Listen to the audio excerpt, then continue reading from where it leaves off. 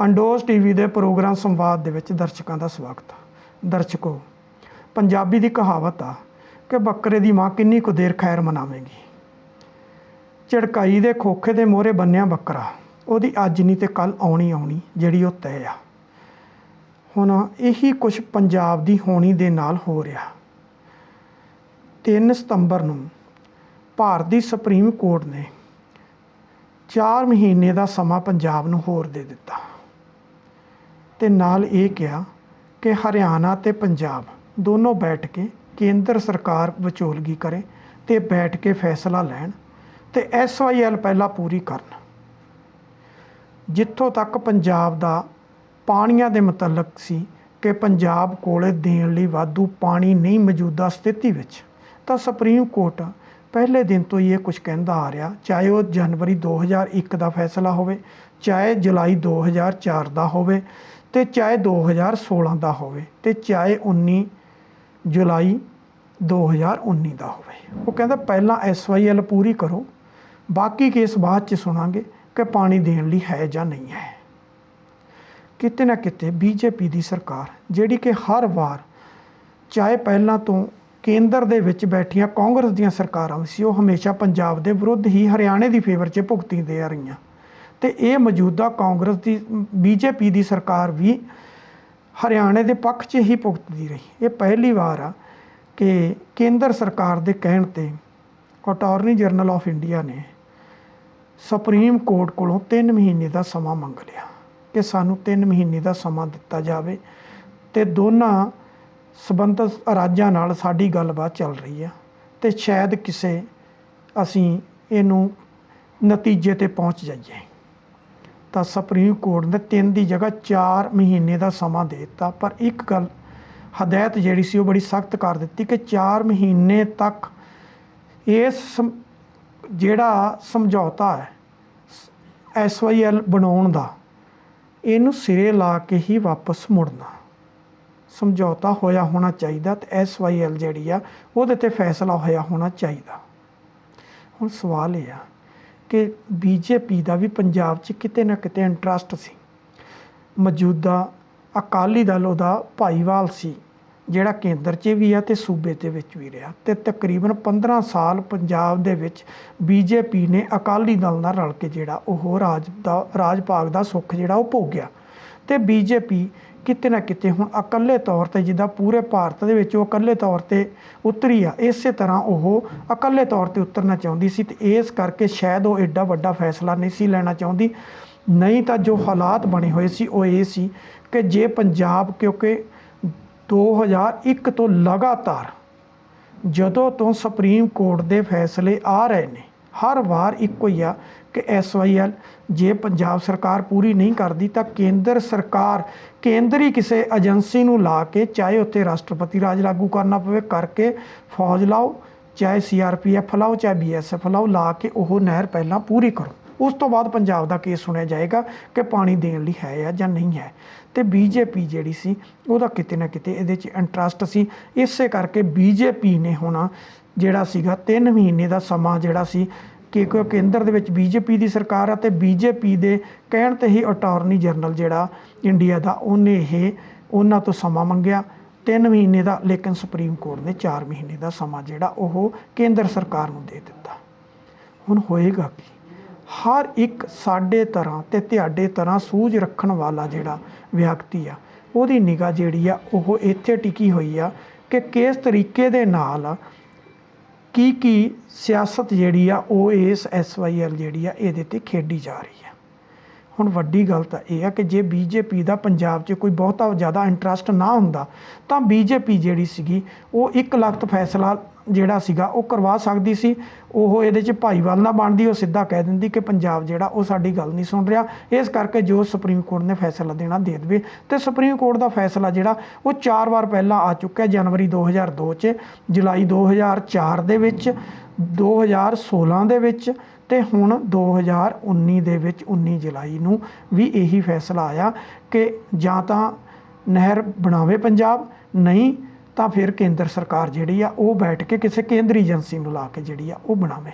ਹੁਣ ਪੰਜਾਬ ਦੇ ਜਿੱਥੋਂ ਤੱਕ ਦਰਿਆਈ ਪਾਣੀਆਂ ਦਾ ਸਵਾਲ ਆ, ਚਾਹੇ ਉਹ ਪੰਜਾਬ ਦੇ ਚਾਹੇ ਬਾਕੀ ਰਾਜਾਂ ਦੇ ਆ, ਉਹਨਾਂ ਦੇ ਉੱਪਰ ਕੇਂਦਰ ਸਰਕਾਰ ਨੇ ਲੋਕ ਸਭਾ 'ਚ ਇੱਕ ਬਿੱਲ ਲਿਆਂਦਾ ਹੈ। ਉਹ ਬਿੱਲ ਜਿਹੜਾ ਪਹਿਲਾਂ ਉਹ ਭਾਰਤ ਦੇ ਜਿਹੜਾ ਸੁਪਰੀਮ ਕੋਰਟ ਦਾ ਚੀਫ ਜਸਟਿਸ ਸੀ ਉਹਦੀ ਮਨਜ਼ੂਰੀ ਦੇ ਨਾਲ ਕਮਿਸ਼ਨ ਬਣਿਆ ਕਰਦਾ ਹੁੰਦਾ ਸੀ ਅਤੇ ਉਹ ਕਮਿਸ਼ਨ ਆਪਣਾ ਫੈਸਲਾ ਦਿੰਦਾ ਸੀ।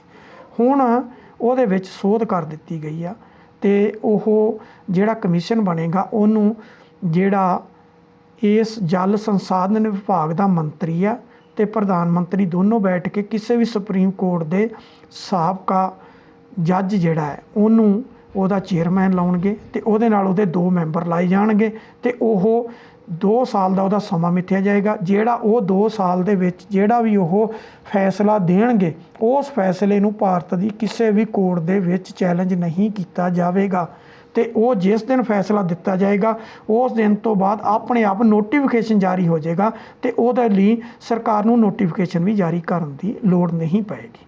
ਜਿਸ ਦਿਨ ਇਹ ਲੋਕ ਸਭਾ 'ਚ ਪਾਸ ਹੋਇਆ ਉਸ ਤੋਂ ਪਹਿਲਾਂ ਇਹ ਬਿੱਲ ਜਿਹੜਾ ਸੀ ਕੈਬਨਿਟ 'ਚ ਆਇਆ। ਕੈਬਨਿਟ 'ਚ ਅਕਾਲੀ ਦਲ ਦੀ ਇੱਕ ਵਜ਼ੀਰ ਹਰਸਿਮਰਤ ਕੌਰ ਬੈਠੀ ਸੀ।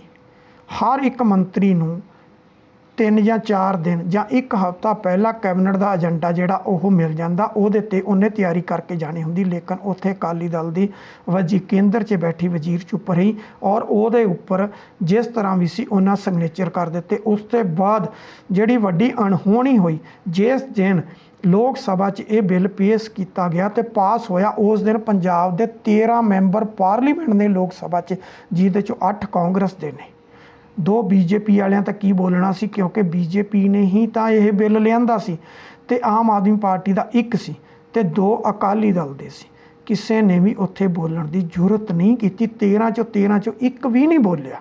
ਲੇਕਿਨ ਰੋਜ਼ ਪੰਜਾਬ 'ਚ SYL 'ਤੇ ਰੋਟੀਆਂ ਸੇਕੀਆਂ ਜਾ ਰਹੀਆਂ। ਜੇ ਇੱਥੇ ਅਕਾਲੀ ਦਲ ਦੀ ਸਰਕਾਰ ਹੁੰਦੀ ਆ ਤਾਂ ਕਾਂਗਰਸ ਆਪੋਜੀਸ਼ਨ 'ਚ ਹੁੰਦੀ ਆ। ਕਾਂਗਰਸ ਕਹਿੰਦੀ ਆ ਕਿ ਅਕਾਲੀ ਦਲ ਨੂੰ ਸਟੈਂਡ ਲੈਣਾ ਚਾਹੀਦਾ। ਹੁਣ ਅਕਾਲੀ ਦਲ ਕਹਿੰਦਾ ਕਿ ਕਾਂਗਰਸ ਨੂੰ ਕੇਂਦਰ ਦੇ ਨਾਲ ਮੀਟਿੰਗ ਨਹੀਂ ਕਰਨੀ ਚਾਹੀਦੀ, ਇਹਨਾਂ ਨੂੰ ਸਟੈਂਡ ਲੈ ਲੈਣਾ ਚਾਹੀਦਾ, ਕੇਂਦਰ ਦੀਆਂ ਮੀਟਿੰਗਾਂ ਦਾ ਬਾਈਕਾਟ ਕਰ ਦੇਣਾ ਚਾਹੀਦਾ। ਮਤਲਬ ਕਿਤੇ ਨਾ ਕਿਤੇ ਸਿਆਸੀ ਰੋਟੀਆਂ ਜਿਹੜੀਆਂ ਉਹ ਸੇਕੀਆਂ ਜਾ ਰਹੀਆਂ।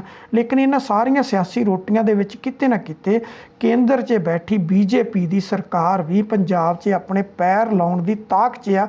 ਇਸੇ ਦੇ ਲਈ ਹੀ ਪੰਜਾਬ ਨੂੰ ਜਿਹੜਾ 4 ਮਹੀਨੇ ਦਾ ਜਿਹੜਾ ਉਹ ਸਮਾਂ ਦਿੱਤਾ ਗਿਆ। 4 ਮਹੀਨੇ ਬਾਅਦ ਕੋਈ ਡੇਟ ਪੱਕੀ ਮਿਥੀ ਨਹੀਂ ਗਈ, ਕਰਾ ਕੇ ਤੇ 6-7 ਮਹੀਨੇ ਕੱਢ ਦਿੱਤੇ ਜਾਣਗੇ। ਉਹਦੇ ਬਾਅਦ ਉਨੀ ਦੇਰ ਤੱਕ ਦਸੰਬਰ ਦੇ ਵਿੱਚ ਰਾਜ ਸਭਾ ਦੇ ਵਿੱਚ ਉਹੀ ਪਾਣੀਆਂ ਵਾਲੇ ਨਵਾਂ ਬਿੱਲ ਜਿਹੜਾ ਆਇਆ ਉਹ ਜਦੋਂ ਪਾਸ ਹੋ ਗਿਆ ਉਹ ਐਕਟ ਬਣ ਗਿਆ। ਐਕਟ ਬਣਨ ਤੋਂ ਬਾਅਦ ਇਹ ਕੇਸ ਜਿਹੜਾ ਉੱਥੇ ਚੇਅਰਮੈਨ ਲਾਇਆ ਜਾਏਗਾ ਇਸ ਡਿਪਾਰਟਮੈਂਟ ਦੇ ਵੱਲੋਂ, ਮਤਲਬ ਭਾਰਤ ਦੇ ਪ੍ਰਧਾਨ ਮੰਤਰੀ ਅਤੇ ਇਸ ਜਲ ਸੰਸਾਧਨ ਵਿਭਾਗ ਦੇ ਮੰਤਰੀ ਦੇ ਵੱਲੋਂ ਜਿਹੜਾ ਵੀ ਉੱਥੇ ਚੇਅਰਮੈਨ ਜਿਹੜਾ ਉਸ ਕਮੇਟੀ ਦਾ ਲਾਇਆ ਜਾਏਗਾ, ਜਿਹੜਾ ਕਿ ਭਾਰਤ ਦੇ ਸੁਪਰੀਮ ਕੋਰਟ ਦਾ ਕੋਈ ਰਿਟਾਇਰਡ ਜੱਜ ਹੋਏਗਾ ਉਹਨੂੰ ਲਾਇਆ ਜਾਏਗਾ। ਤਾਂ ਉਹ ਫੈਸਲਾ ਦਿੰਦੇ 2 ਸਾਲ ਲੰਘ ਜਾਏਗਾ ਤਾਂ ਉਨੀ ਦੇਰ ਤੱਕ BJP ਦੀ ਅੱਖ ਜਿਹੜੀ ਉਹ ਪੰਜਾਬ 'ਤੇ ਆ। ਪੰਜਾਬ ਦੀਆਂ ਚੋਣਾਂ ਹੋ ਚੁੱਕੀਆਂ ਹੋਣਗੀਆਂ ਅਤੇ ਕਿਤੇ ਨਾ ਕਿਤੇ BJP ਉਹਦੇ ਬਾਅਦ ਭਾਵੇਂ ਕੁਛ ਮਰਜ਼ੀ ਕਰ ਲਵੇ। ਅਤੇ ਇੱਕ ਗੱਲ ਜਿਹੜੀ ਉਹ ਤਕਰੀਬਨ ਤੈਅ ਹੋ ਗਈ ਆ ਕਿ ਹੁਣ 2022 ਤੱਕ SYL ਜਿਹੜੀ ਆ ਉਹਦਾ ਮਸਲਾ ਜਿਹੜਾ ਉਹ ਲਟਕਿਆ ਚੱਲਿਆ ਜਾਏਗਾ। 2022 ਤੱਕ ਇਹਦੇ ਉੱਤੇ ਕੋਈ ਕਾਰਵਾਈ ਨਹੀਂ ਹੋਏਗੀ। ਕਾਂਗਰਸ, ਅਕਾਲੀ ਦਲ, BJP ਅਤੇ ਚਾਹੇ ਬਾਕੀ ਹੋਰ ਜਿੰਨੀਆਂ ਵੀ ਛੋਟੀਆਂ ਮੋਟੀਆਂ ਪਾਰਟੀਆਂ ਨੇ ਸਾਰੀਆਂ ਆਪੋ ਆਪਣੀਆਂ ਜਿਹੜੇ ਆ ਉਹ ਇਹਦੇ 'ਤੇ ਕਮੈਂਟ ਕਰਦੀਆਂ ਰਹਿਣਗੀਆਂ, ਇਹ 'ਤੇ ਰਾਜਨੀਤੀ ਕਰਦੀਆਂ ਰਹਿਣਗੀਆਂ। ਲੇਕਿਨ ਇਹ ਜਿਉਂ ਦਾ ਤਿਉਂ ਜਿਹੜਾ ਹੈ ਇਸੇ ਤਰ੍ਹਾਂ ਹੀ ਲਟਕਦਾ ਮਸਲਾ ਚੱਲਿਆ ਜਾਏਗਾ। 2022 ਦੇ ਬਾਅਦ ਕੀ ਬਣਦਾ, ਇਹ ਖੂਨੀ ਨਹਿਰ ਜਿਹਨੇ ਪੰਜਾਬ ਦੀ ਨੌਜਵਾਨੀ ਦਾ ਘਾਣ ਕੀਤਾ, ਇਹ ਉਹੀ ਨਹਿਰ ਆ ਜਦੋਂ 1981 'ਚ ਇਹਨੂੰ ਬਣਨਾ ਸ਼ੁਰੂ ਹੋਇਆ ਸੀ ਅਤੇ ਪੰਜਾਬ ਦੇ ਹਾਲਾਤ ਜਿਹੜੇ ਕਿੱਧਰ ਨੂੰ ਗਏ ਸੀ। ਇਹ ਉਹੀ ਨਹਿਰ ਆ ਜਿਹਨੇ ਪੰਜਾਬ ਦਾ ਖੂਨ ਨਿਚੋੜਿਆ। ਪੰਜਾਬ ਦਾ ਪਾਣੀ ਤਾਂ ਕੀ ਜਾਣਾ ਸੀ, ਪੰਜਾਬੀਆਂ ਦਾ ਖੂਨ ਨਿਚੋੜਿਆ ਗਿਆ। ਕਿਸ ਤਰ੍ਹਾਂ ਪੰਜਾਬੀ ਘਰਾਂ ਤੋਂ ਬੇਘਰ ਹੋਏ, ਕਿਸ ਤਰ੍ਹਾਂ ਬਹੁਤਾਤ ਜਿਹੜੇ ਸੀ ਉਸ ਵੇਲੇ ਨੌਜਵਾਨ ਜਿਹੜੇ ਸੀ ਉਹ ਵਿਦੇਸ਼ਾਂ 'ਚ ਭੱਜ ਕੇ ਜਿਨ੍ਹਾਂ ਰਾਜ ਸੀ ਸ਼ਰਨ ਲਈ, ਉਹ ਇਹੀ SYL ਸੀ ਜਿਹਦੀ ਉਸ ਸਮੇਂ ਦੇ ਹਾਕਮਾਂ ਦੇ ਗਲਤ ਨਿਰਣਿਆਂ ਕਰਕੇ ਅਤੇ ਆਪੋਜੀਸ਼ਨ 'ਚ ਬੈਠੀਆਂ ਪਾਰਟੀਆਂ ਦੇ ਗਲਤ ਫੈਸਲਿਆਂ ਕਰਕੇ ਧਰਮ ਯੁੱਧ ਮੋਰਚੇ ਲਾਏ ਗਏ ਅਤੇ ਉਹਨਾਂ ਮੋਰਚਿਆਂ ਦੇ ਵਿੱਚ ਜੋ ਤਰਾਸਦੀ ਪੰਜਾਬ ਦੀ ਹੋਈ ਆ ਇਹ ਉਹੀ SYL ਆ ਜਿਹਦੀ ਤਲਵਾਰ ਅੱਜ ਤੱਕ 1976 ਤੋਂ ਲੈ ਕੇ ਲਗਾਤਾਰ ਲਟਕ ਰਹੀ ਆ। ਇੰਨੇ ਸਾਲਾਂ ਦੇ ਵਿੱਚ ਇਹ ਤਕਰੀਬਨ 43 ਸਾਲ ਤੋਂ ਉੱਪਰ ਦਾ ਸਮਾਂ ਹੋ ਗਿਆ, 44 ਸਾਲ ਹੋਣ ਦੇ ਲਗਭਗ ਹੋ ਗਿਆ। ਅੱਜ ਤੱਕ ਤਲਵਾਰ ਜਿਉਂ ਦੀ ਤਿਉਂ ਲਟਕ ਰਹੀ ਆ, ਲੇਕਿਨ ਇਹਦੇ 'ਤੇ ਕਦੀ ਕੋਈ ਠੋਸ ਫੈਸਲਾ ਜਿਹੜਾ ਉਹ ਲਿਆ ਨਹੀਂ ਜਾ ਸਕਿਆ। ਜਿਸ ਚੰਗਾ ਤਾਂ ਇਹ ਹੁੰਦਾ ਜਿਸ ਤਰ੍ਹਾਂ 1872-73 ਦੇ ਵਿੱਚ ਜਿਸ ਵੇਲੇ ਬ੍ਰਿਟਿਸ਼ ਰਾਜ ਸੀ, ਉਸ ਵੇਲੇ ਪਟਿਆਲਾ ਰਿਆਸਤ ਜਿਹੜੀ ਉਹ ਪੈਪਸੂ ਦੇ ਅੰਡਰ ਪੈਂਦੀ ਸੀ, ਅਤੇ ਜਿਹੜੇ ਦਰਿਆ ਸੀਗੇ ਪੰਜੇ ਦੇ ਪੰਜੇ ਉਸ ਵੇਲੇ, ਕਿਉਂਕਿ ਪਾਕਿਸਤਾਨ ਬਾਅਦ 'ਚ ਬਣਦਾ ਅਤੇ 2.5 ਦਰਿਆ ਜਿਹੜੇ ਨੇ ਉਹ ਬਾਅਦ 'ਚ ਪਾਕਿਸਤਾਨ ਕੋਲ ਜਾਂਦੇ ਅਤੇ 2.5 ਜਿਹੜੇ ਉਹ ਪੰਜਾਬ ਕੋਲ ਰਹਿ ਜਾਂਦੇ ਨੇ। ਉਸ ਵੇਲੇ ਇਹ ਜਿਹੜੇ ਪੰਜੇ ਦਰਿਆ ਸੀ, ਇਹਨਾਂ ਤੋਂ ਜਦੋਂ ਪਾਣੀ ਦੀ ਮੰਗ ਕੀਤੀ ਪੈਪਸੂ ਰਿਆਸਤ ਨੇ, ਤਾਂ ਉਸ ਵੇਲੇ ਪੰਜਾਬ ਨੂੰ ਕੀਮਤ ਦੇਣੀ ਤੈਅ ਹੋਈ। ਅਤੇ ਉਸ ਵੇਲੇ ਰੋਪੜ ਦੇ ਕੋਲੋਂ ਜਿਹੜੀ ਸਰਹੰਦ ਕਨਾਲ ਕੱਢੀ ਗਈ ਹੈ, ਉਸ ਕੇਵਲ ਅਤੇ ਕੇਵਲ ਪੈਪਸੂ ਲਈ ਕੱਢੀ ਗਈ ਸੀ, ਜਿਹਦੇ ਵਿੱਚੋਂ ਦੋ ਜਦੋਂ ਸਰਹੰਦ ਕਰੋਸ ਕਰਦੇ ਉੱਥੇ ਆ ਕੇ ਦੋ ਨਹਿਰਾਂ ਜਿਹੜੀਆਂ, ਇੱਕ ਰਾਜਪੁਰੇ ਕੋਲ ਦੀ ਨਿਕਲ ਰਹੀ ਹੈ ਅਤੇ ਇੱਕ ਸਮਾਣੇ ਕੋਲ ਦੀ, ਇਹ ਦੋਨੋਂ ਉਹੀ ਸਰਹੰਦ ਕਨਾਲ ਆ ਜਿਹਦਾ ਇਹ ਪਾਰਟ ਨੇ। ਇਹ ਉਸ ਵੇਲੇ 1872-73 'ਚ ਪਟਿਆਲਾ ਰਿਆਸਤ ਨੇ ਉਸ ਵੇਲੇ ਪੰਜਾਬ ਤੋਂ ਪਾਣੀ ਦੀ ਮੰਗ ਕੀਤੀ ਸੀ ਅਤੇ ਬਕਾਇਦਾ ਇਹਦੀ ਕੀਮਤ ਤੈਅ ਹੋਈ ਸੀ। ਅਤੇ ਉਹ ਜਿਹੜੀ ਕੀਮਤ ਤੈਅ ਹੋਈ ਸੀ 1948 ਤੱਕ ਤਕਰੀਬਨ ਜਿਹੜਾ ਪੈਪਸੂ ਸੀ ਉਹ ਪੰਜਾਬ ਨੂੰ ਇਹਦੀ ਕੀਮਤ ਜਿਹੜੀ ਆ ਉਹ ਅਦਾ ਕਰਦਾ ਰਿਹਾ। ਅਤੇ ਦੂਸਰਾ ਵੱਡਾ ਕੇਸ ਜਿਹੜਾ ਸੀ ਉਹ ਸੀਗਾ ਬੀਕਾਨੇਰ ਰਿਆਸਤ ਦਾ। 1920 ਦੇ ਵਿੱਚ ਬੀਕਾਨੇਰ ਰਿਆਸਤ ਦੇ ਰਾਜਾ ਗੰਗਾ ਸਿੰਘ ਨੇ ਪੰਜਾਬ ਤੋਂ ਪਾਣੀ ਦੀ ਮੰਗ ਕੀਤੀ, ਤਾਂ ਉਸ ਵੇਲੇ ਹੁਸੈਨੀਵਾਲਾ ਤੋਂ ਇੱਕ ਗੰਗ ਕਨਾਲ ਜਿਹੜੀ ਸੀ ਉਹ ਕੱਢੀ ਗਈ, ਅਤੇ ਉਹ ਤਕਰੀਬਨ 1920-21 ਤੋਂ ਲੈ ਕੇ 1948 ਤੱਕ ਬੀਕਾਨੇਰ ਰਿਆਸਤ ਜਿਹੜੀ ਆ ਉਹ ਜਿਹੜੀ ਗੰਗ ਕਨਾਲ ਸੀਗੀ, ਜਿੰਨਾ ਪਾਣੀ ਉਹ ਵਰਤਦੇ ਸੀ ਉਹਦੀ ਕੀਮਤ ਪੰਜਾਬ ਨੂੰ ਜਿਹੜੀ ਆ ਉਹ ਅਦਾ ਕੀਤੀ ਜਾਂਦੀ ਰਹੀ ਆ। ਲੇਕਿਨ ਹੁਣ ਵੱਡਾ ਸਵਾਲ ਇਹ ਸੀ ਕਿ ਜਦੋਂ 1947 ਦੇ ਵਿੱਚ ਅੰਗਰੇਜ਼ ਪੰਜਾਬ ਹਿੰਦੁਸਤਾਨ ਨੂੰ ਛੱਡ ਕੇ ਜਿਹੜੇ ਇਹ ਚਲੇ ਗਏ, ਉਹਦੇ ਬਾਅਦ ਕੀ ਐਸਾ ਕੁਝ ਵਾਪਰਿਆ ਕਿ ਲਗਾਤਾਰ ਪੰਜਾਬ ਦੇ ਜਿਹੜੇ ਪਾਣੀ ਸੀ ਉਹ ਲੁੱਟੇ ਗਏ, ਅਤੇ ਲੁੱਟ ਕੇ ਉਹਨਾਂ ਦੇ ਉੱਤੇ ਜਿਹੜੀ ਸੀ ਉਹ ਰਾਜਨੀਤੀ ਕੀਤੀ ਗਈ। ਲੇਕਿਨ ਠੋਸ ਜਿਹੜੇ ਨਿਰਣੇ ਸੀ ਉਹ ਸਮਾਂ ਰਹਿੰਦੇ ਆ ਜਿਹੜੇ ਉਹ ਨਹੀਂ ਲਏ ਗਏ।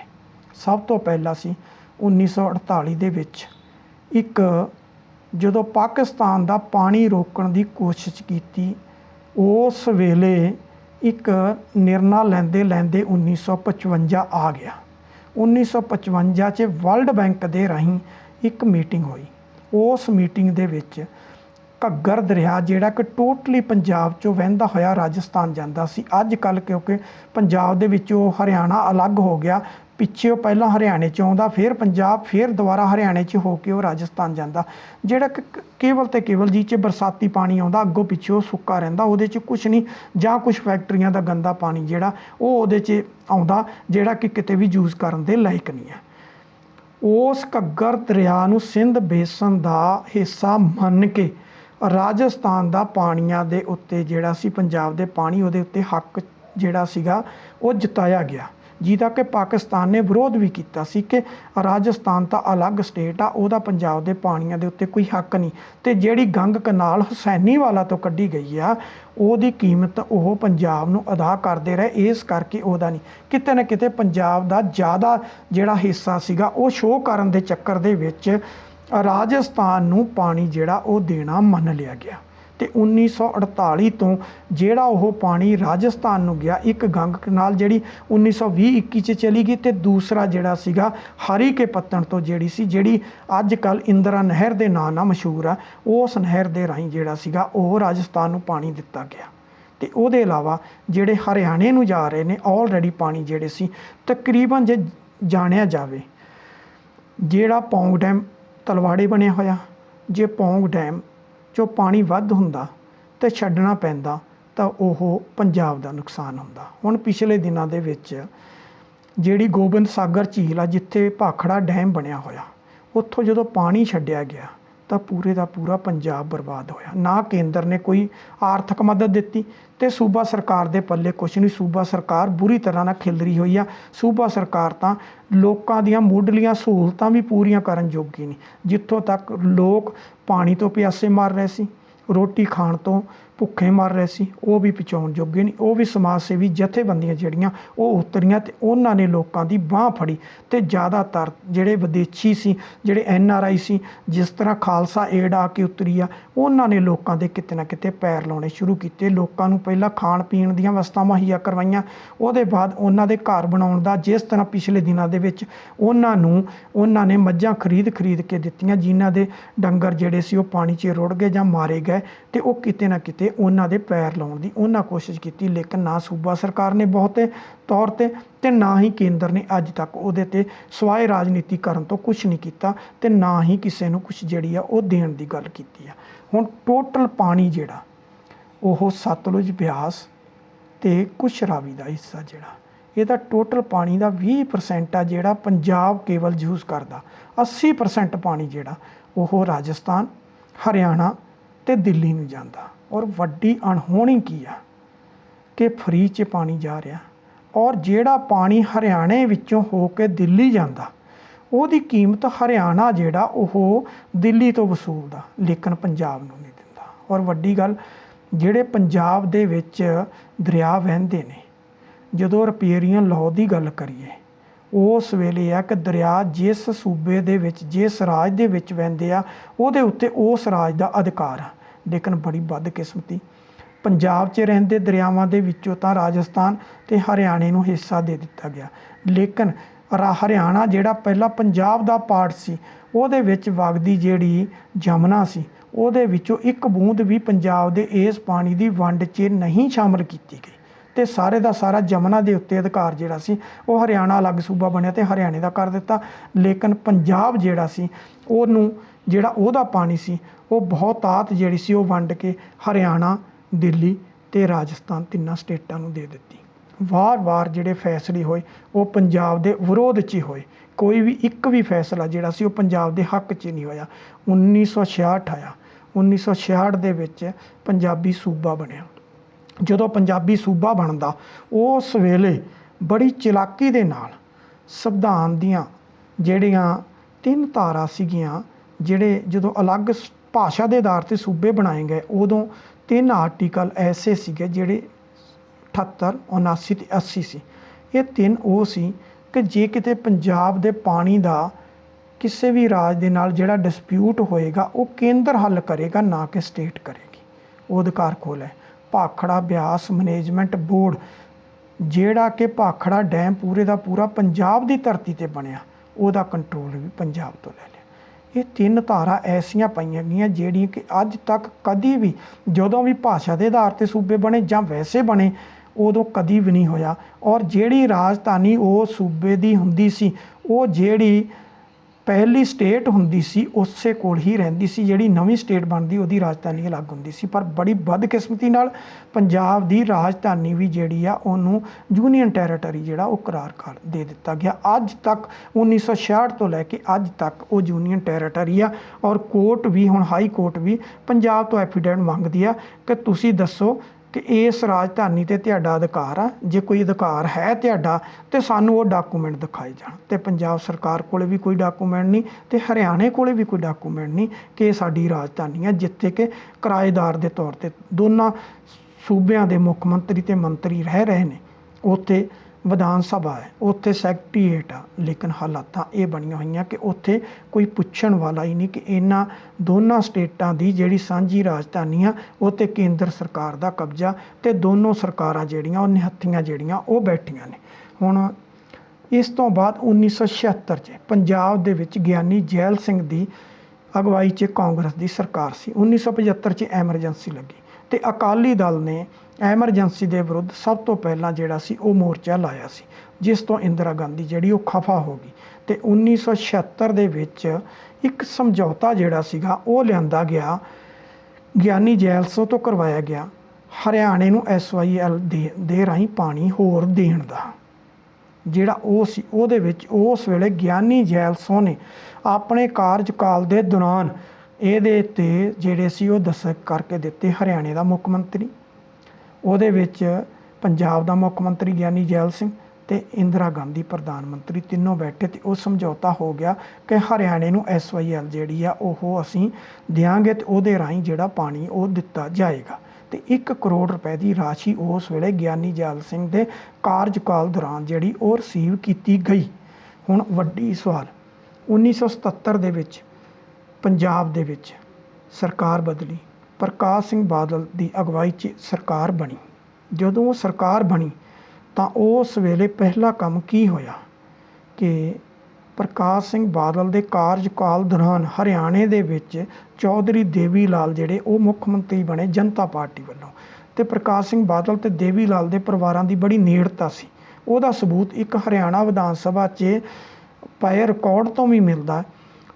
ਪ੍ਰਕਾਸ਼ ਸਿੰਘ ਬਾਦਲ ਨੇ ਆਪਣੇ ਕਾਰਜਕਾਲ ਦੌਰਾਨ ਇਸੇ SYL ਨਹਿਰ ਦੀ ਜ਼ਮੀਨ ਅਕਵਾਇਰ ਕਰਨ ਲਈ 1 ਕਰੋੜ ਰੁਪਏ ਦੀ ਰਾਸ਼ੀ ਦਾ ਚੈੱਕ ਪ੍ਰਕਾਸ਼ ਸਿੰਘ ਬਾਦਲ ਦੇ ਕਾਰਜਕਾਲ ਦੌਰਾਨ ਵੀ ਜਿਹੜਾ ਉਹ ਰਿਸੀਵ ਕੀਤਾ ਗਿਆ। ਤੇ ਚੌਧਰੀ ਦੇਵੀ ਲਾਲ ਜਿਹੜੇ ਉਹਨਾਂ ਨੇ ਹਰਿਆਣਾ ਵਿਧਾਨ ਸਭਾ 'ਚ ਬੋਲਦੇ ਹੋਏ ਕਿਹਾ ਕਿ ਪ੍ਰਕਾਸ਼ ਸਿੰਘ ਬਾਦਲ ਮੇਰੇ ਮਿੱਤਰ ਨੇ, ਮੈਂ ਉਹਨਾਂ ਨੂੰ ਕਹਿ ਕੇ SYL ਦਾ ਕਾਰਜ ਜਿਹੜਾ ਕੰਮ ਆ ਉਹ ਬਹੁਤ ਜਲਦੀ ਸ਼ੁਰੂ ਕਰ ਰਹੇ ਆ ਤੇ ਮੇਰੀ ਉਹਨਾਂ ਨਾਲ ਨਿੱਜੀ ਦੋਸਤੀ ਆ, ਉਹਨਾਂ ਨੇ ਮੈਨੂੰ ਹਾਮੀ ਭਰ ਦਿੱਤੀ। ਇਹ ਹਰਿਆਣਾ ਵਿਧਾਨ ਸਭਾ ਦਾ ਰਿਕਾਰਡ ਜਿਹੜਾ ਉਹ ਬੋਲ ਰਿਹਾ।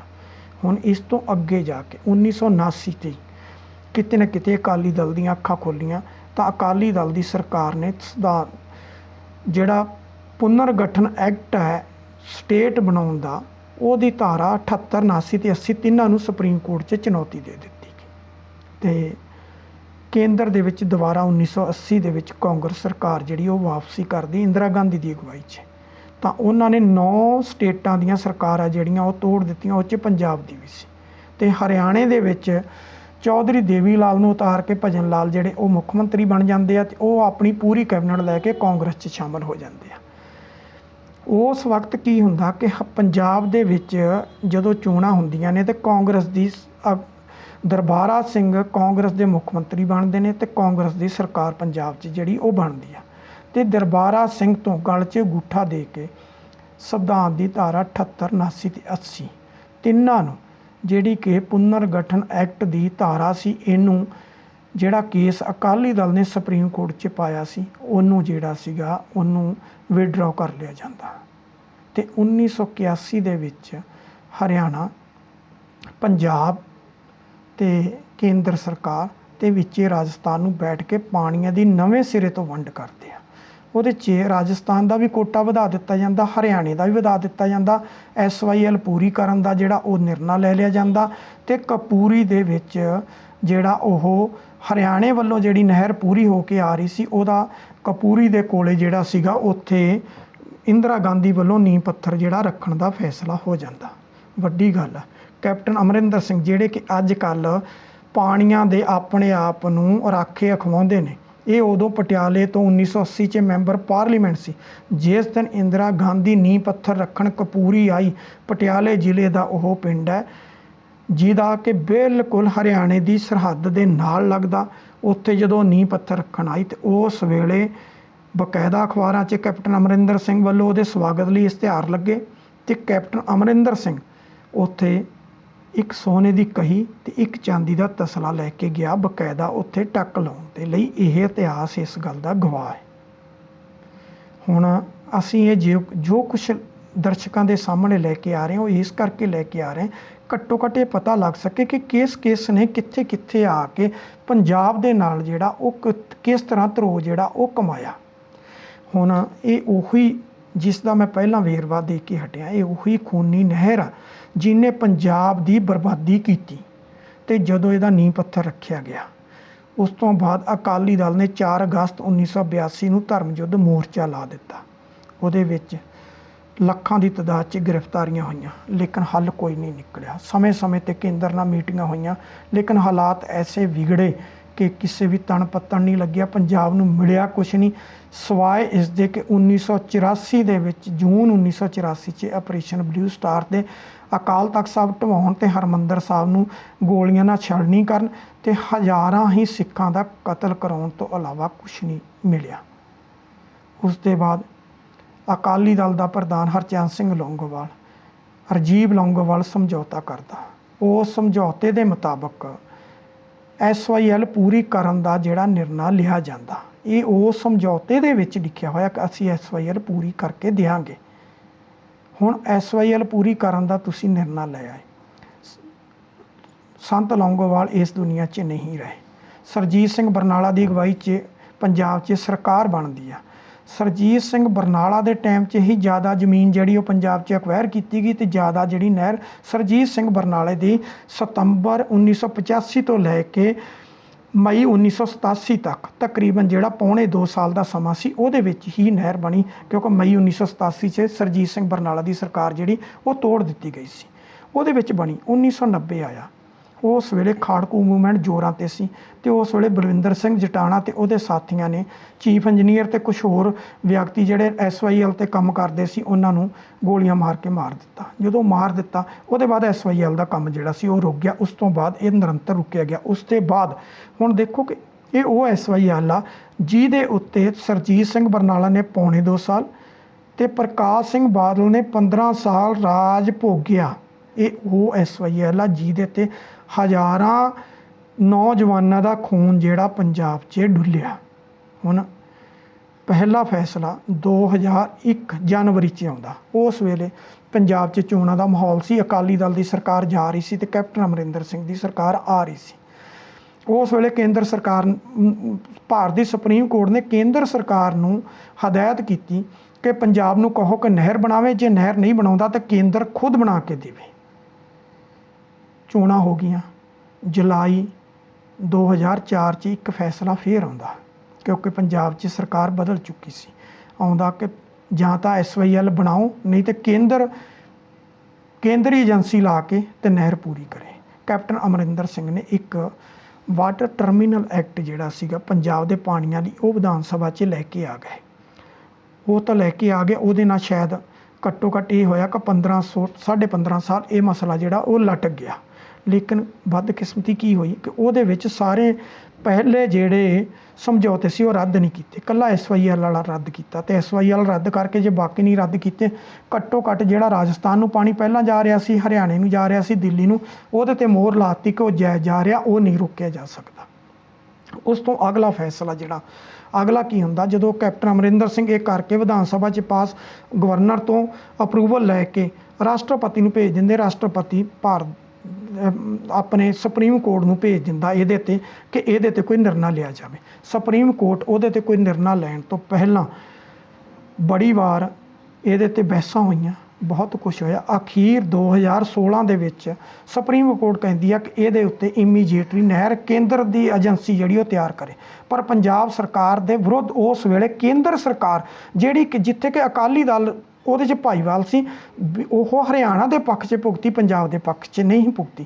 ਤਾਂ ਉਸ ਵੇਲੇ ਪੰਜਾਬ ਨੇ ਜਲਦਬਾਜ਼ੀ 'ਚ ਜਿਹੜੀ ਅਕਵਾਇਰ ਕੀਤੀ ਹੋਈ ਜ਼ਮੀਨ ਸੀ ਉਹ ਸਾਰੀ ਕਿਸਾਨਾਂ ਨੂੰ ਵਾਪਸ ਕਰਤੀ ਅਤੇ ਉਹਦੇ ਇੰਤਕਾਲ ਜਿਹੜੇ ਉਹ ਕਿਸਾਨਾਂ ਦੇ ਨਾਮ ਚੜਾ ਦਿੱਤੇ।